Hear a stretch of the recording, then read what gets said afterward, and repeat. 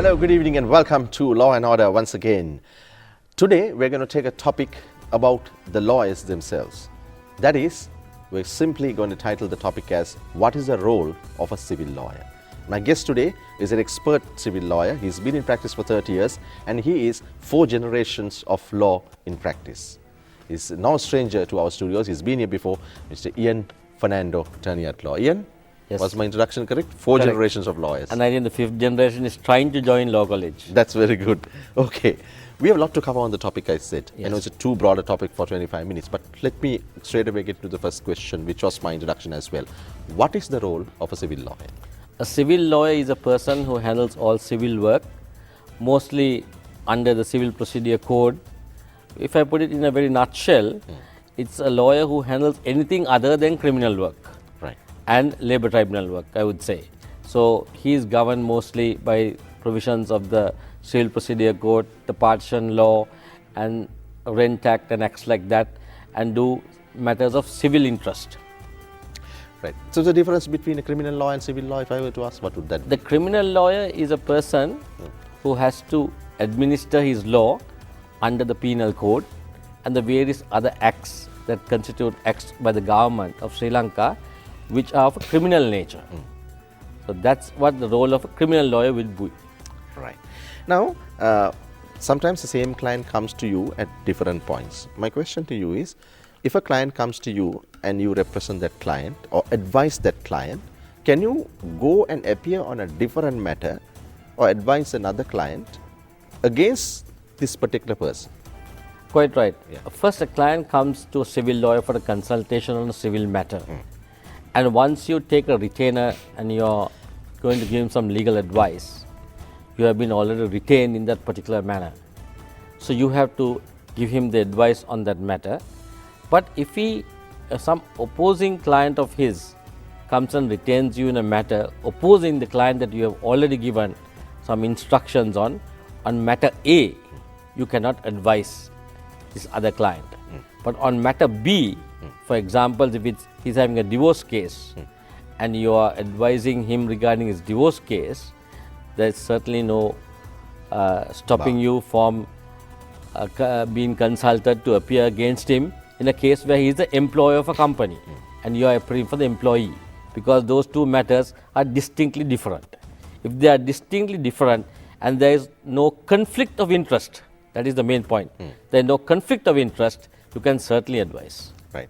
Now, when civil lawyers get prepared for cases, what would you see in your 30 years of practice as a basic or essential preparatory work for a civil lawyer before he starts a case? You should have a detailed consultation with your client and ask him to enumerate the whole incident effectively in writing, because then he would remember what he had said at the consultation, and also you will be able to recall what he has said at the consultation whilst the case is going on. So in that few minutes of consultation that you have with a written document, you will go through the matter very quickly to ascertain what the redress the client would need. And therefore, when you are retained in that matter, you will advise him what the next step would be, whether he should send a letter of demand regarding his matter, or whether a notice must be sent in terms of the law for whatever civil matter that he wishes to pursue. Right. Now, when you say, this is just going a little bit deep, when you say the client, you have a detailed consultation, preferably get the matters in writing, do you have to warn the client or tell the client that you have to tell the truth to you, otherwise you cannot defend, or is that not required to be told by our law? There is no specific requirement, but it is a necessity for the lawyer to know his case, whether the depth of his case, whether he has a positive case or a negative case, or whether he could make a negative case positive. So that is up to the lawyer's experience, and of course the client has to be bona fide truthful at the consultation. Yeah. Otherwise, halfway through the consultation, you will know that your client is not coming out with the correct truth, which will be very difficult for you to fortify your case. Right. What happens, the client you have not discovered that truthful. We know there are massive high profile cases where lawyers withdrew from their proxy, even in recent big matters. What happens halfway through you discover that the client has not told you the truth and it surfaces in an evidentiary level or somewhere during the trial. What Then there what are would two you matters do? to consider, whether you are going on with the case or whether you are going to not go on with the case. If you are going on with the case, you can tell the client that his instructions as per the first consultation was this, as he has put it down in writing, and now the story is quite different, and you will get a refresh instructions, a refresher instructing you on these new matters, how you are going to handle it and how he would like you to handle it. So there is no requirement for you to, unless you want to leave. Unless you personally want, you can leave, but the Supreme Court rules say that when a client entrusts you with a case, that you are duty bound to go on with the case unless for personal reasons. So if there are personal reasons, then you may get out of the case. Yeah. So if in a situation like that, can this client is not debarred from hiring another lawyer? No, no. Not at all. It's a fundamental right that he has the right under the Constitution that he can take any lawyer for any of his matters. Yeah. Why is that you specifically have seen saying that the client should meet at least 21 days before his case, if there's a case pending against him, to meet a lawyer? I say that the client must meet the instructing attorney and the counsel at least 21 days before the case, because in civil matters, unlike in criminal cases, there are certain documentary evidence has got to be given, some documents have to be formulated. For example, lists of witnesses and documents must be filed at least 14 days before the case. There are things like interrogatories where you can question the other side by a certain amount of questions being put forward before the trial starts at the pre-trial stage. Then there is under section 66 of the evidence ordinance a notice to be given to the other side to produce certain documents if the originals are not with you and secondary evidence has to be read. You are given notice that you are going to lead secondary evidence as the originals are with the opposing side. So on those matters, you cannot do that the day before the case. You have to have sufficient time. So it's very necessary that you need at least 21 days before the case and regularly meet your civil lawyer before the trial date of your case. Now, you mentioned about the section 66 notice and interrogatories. Now, there is this list of documents and witnesses to be filed. What is the list of witnesses and documents meant by the Civil Procedure Code? What is meant by here? In section 121 of the Civil Procedure Code, you are supposed to list all the specific witnesses and documents that you rely in a civil matter. So your as a civil lawyer, you have on you an incumbent position that you have to go through with your client and ascertain whom you are going to list for the witnesses and what are the documents you are going to take at the trial. So it's necessary to meet the client before that and ascertain that before you put that document into court.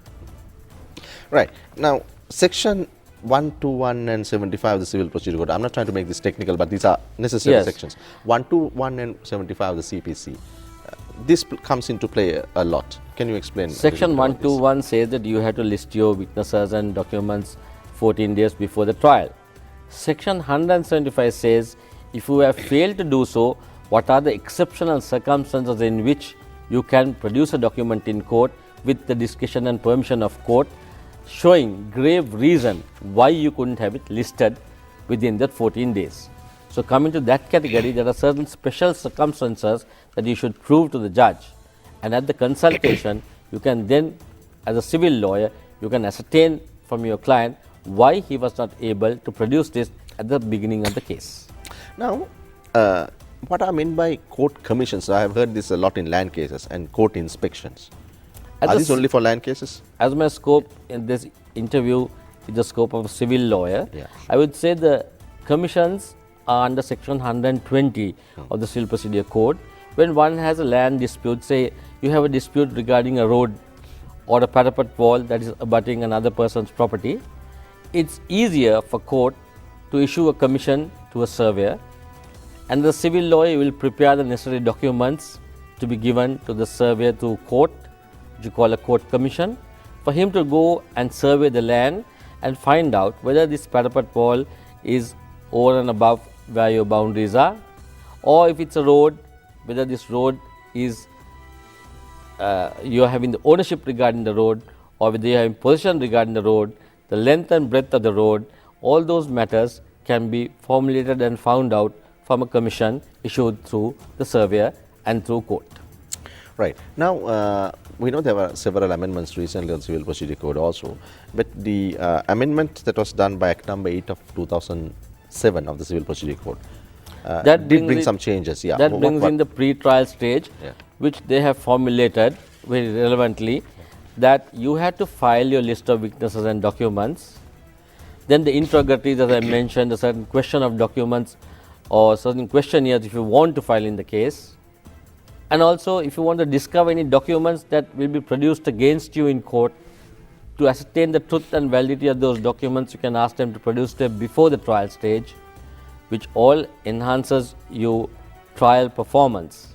That is why at pre-trial stage, a special date is given to formulate those documents and also to raise the points of issue and admissions in the case.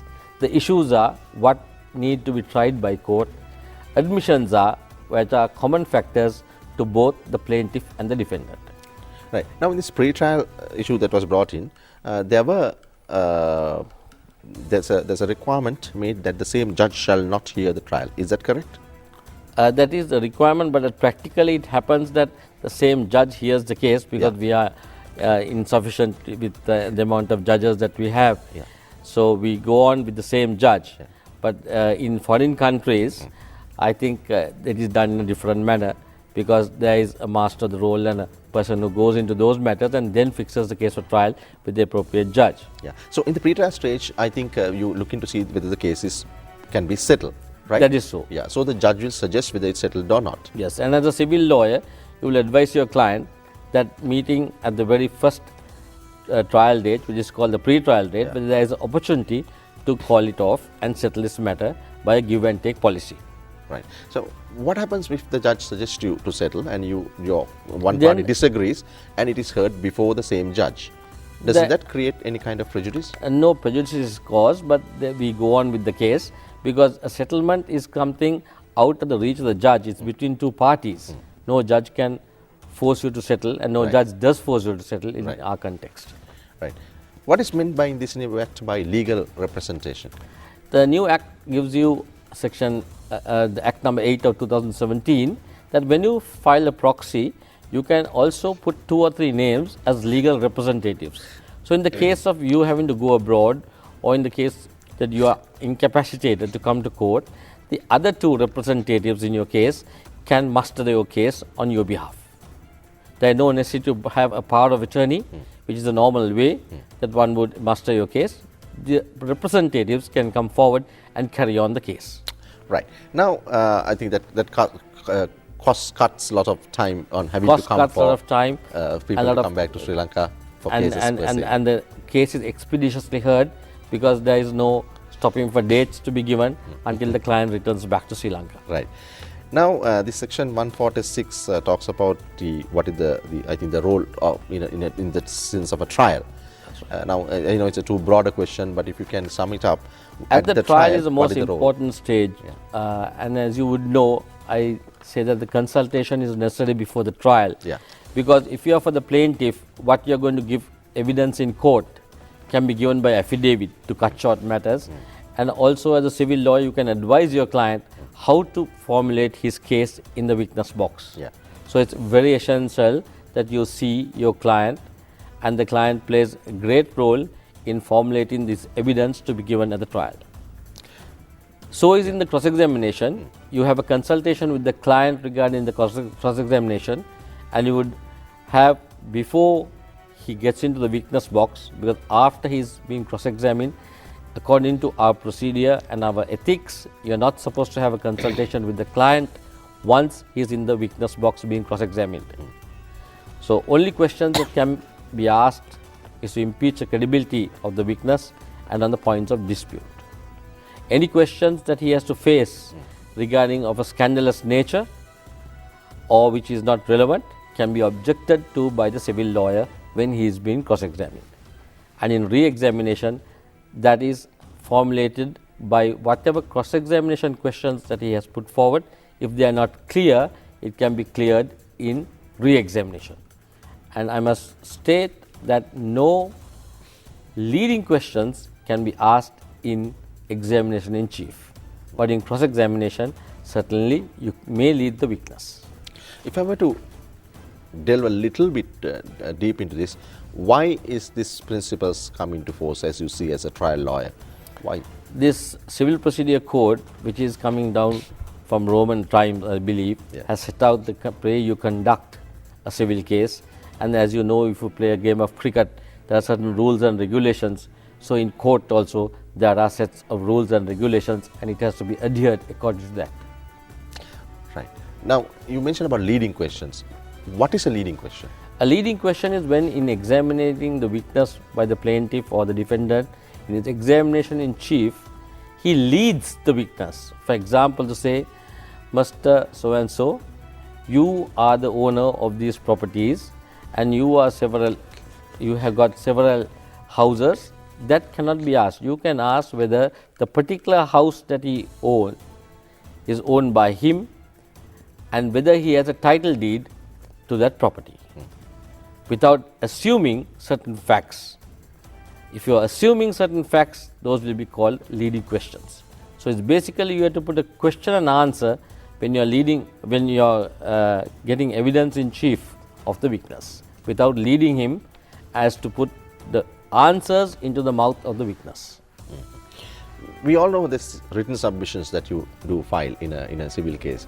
What is this written submission? What is it different to that than the submissions that you make on oral? As a matter as a civil lawyer, on certain circumstances in the case, the judge asks you to file written submissions sometime during the case on certain points of law to be argued, which you'll have to do some legal research as a civil lawyer and pinpoint your point as to prove that it's correct. Or at the end of the trial, you are asked to give a set of written submissions, both parties, which is a concise statement or a synopsis of the entire case. And if that, I think, runs into too many pages, I don't think it will be gone through very well. Yeah. It's a very crisp, short and crisp to the point document that sets out your entire case on behalf of your client. And as a civil lawyer, you have a great responsibility in delivering a good written submission, because that is the root and substance of your entire case in a nutshell form. It is said that lawyers are the only people who can write a lengthy document and call it a brief, right? That is so. That is so. Now, but coming into another very important question that people are getting confused is the difference between an order and a judgment. Is there a difference in this year, Yes. or is it the same?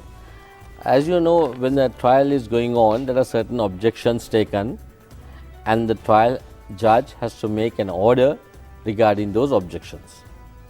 So that's a situation where the judge delivers an order. And on that order, if you are not satisfied, within 14 days, as a civil lawyer, you can advise your client to go up in appeal as an interim appeal. Right. But as you get a final judgment, if you are not satisfied with the final judgment, you have to give notice of appeal within 14 days, and you have to file your petition of appeal within 60 days from the date of judgment. That is the substance that is there in those two words as order and judgment. Right. In whichever court, is it the same? Whichever civil court, it is the same. Is it the same in appellate civil appellate courts? In the civil appellate court, you have to go in with the same provisions. Within 14 days, you have to go in. That's after your interim, any order given, or in the situation where it is a final order, you have to go up within 14 days on notice of appeal and 60 days by way of petition of appeal. Right. You mentioned about this petition of appeal and notice of appeal. The only difference is what you said. No. There are other differences as What well. can we explain? But the notice of appeal is just a format which gives you on what point that you are wishing to appeal in this particular legal matter. Right. The petition of appeal, which will come after getting the final order, is a more complex document which gives you the entire case, which would annex the entire order and the entire case record, and go up in that with the provisions of the law showing that they have been infringed by the lower court judge. Right. Now, in your practice, you would have seen eternally people are complaining, maybe not you, maybe other people, but people are complaining of loss delays. Now, having done this job, I know you practice a large area of civil law, almost every area, which is land or divorce or, civil injunctions or whatever. What are the causes you see in Sri Lanka for these loss delays? Is it simply we don't have enough infrastructure? Is it simply that people don't go to the expert law in that area, or what is it? We don't have the infrastructure, but now it's fast developing, and we are being able to get that infrastructure into our court system. We get new computers coming in, new sound systems coming in, but quite apart from that, the public population, when it comes to a civil case, takes a little time to understand that this is a very complex issue. It's not like just doing a criminal case where you are caught for theft and trying to get you off the hook. So the client must understand, and then only the lawyer can work with the client, because as I mentioned earlier, if you need to have any documents from the client, it can't be given to you the night before the case. You will have to have it at least a 21 days before the case. So there is a responsibility on the public, I would say on a greater detail, that loss delays are caused due to them not coming and meeting their lawyer In time. And so providing the necessary information and documentation for the case. So you can't wholly put it on the government or any other person or the lawyers that there is loss delays. You would really look into the matter very deeply. The root cause will be that the client didn't understand the necessity to meet you, and that's what makes you to get a postponement in the case. What would you do, in short, to do the best to your client as a civil lawyer, to do the case as fast as possible, to end the matter as fast as possible? What are the steps do you take, and what would you advise the young lawyers to, and people who are watching? The simple thing, as I mentioned at the first initial consultation, that I ask a written document from the client in his own handwriting regarding his case. After he gives that, and I know the redress he wants, I give him another sheet of paper and ask him to write down how long his case is going to take, and what are the sections that we have to follow, and what are the steps that we have to follow to finish his case. Then he would understand how long the case will take, because this is procedure not laid by us, it's by the Civil Procedure Code, and he has to adhere to those rules and regulations. Mr. Gian Fernando, thank you very much for those very insightful thoughts and giving it in very succinctly and briefly for our audience to understand. We hope to see you once again. Thank you for joining Law and Order. That's Law and Order for you today. We'll join you next week at the same time with another special subject and a special expert like Mr. Gian Fernando on Law and Order. Today's topic was the role